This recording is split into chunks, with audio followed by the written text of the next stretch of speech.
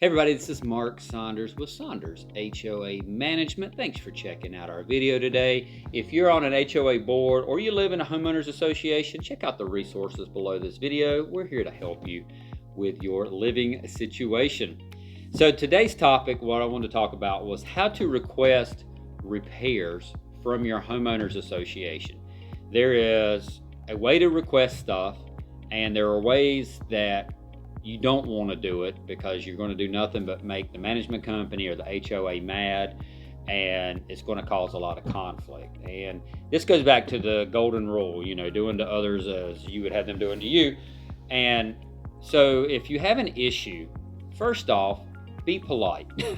Don't call yelling and demanding stuff to be done. One of the worst things that you can say to an HOA management company is, I pay all of these dues and I get nothing for it.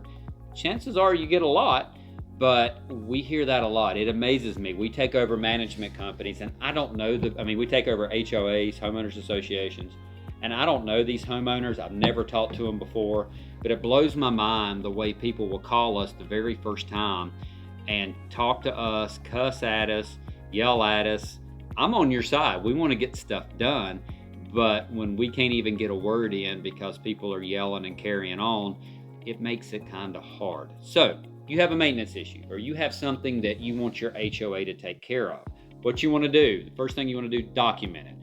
It's always best to email it or put it through your owner portal of, if you have one, of your association. Why do you want to do this?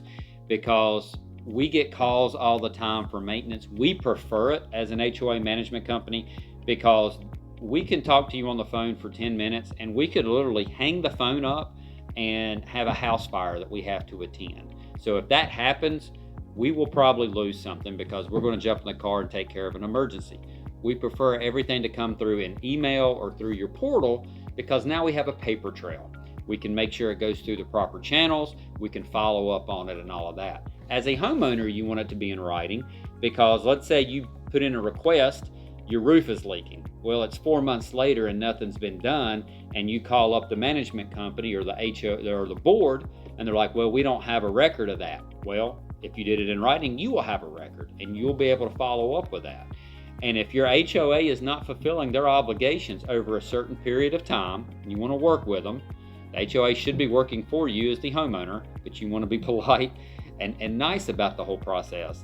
But let's say that roof has been leaking for 3 to 4 months now and nothing's been done. Well, that's unacceptable.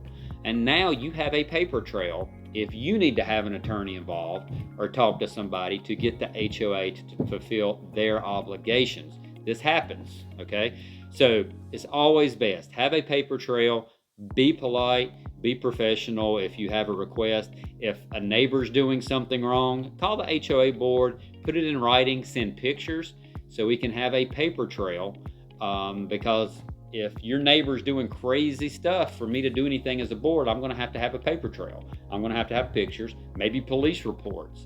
So we prefer everything in writing just so we have a record for it. You as a homeowner should as well, so you can fill out your file as well. Again, check out the resources below this video. We talk about some of the top areas we see HOAs having problems nowadays, and we're here to help if we can.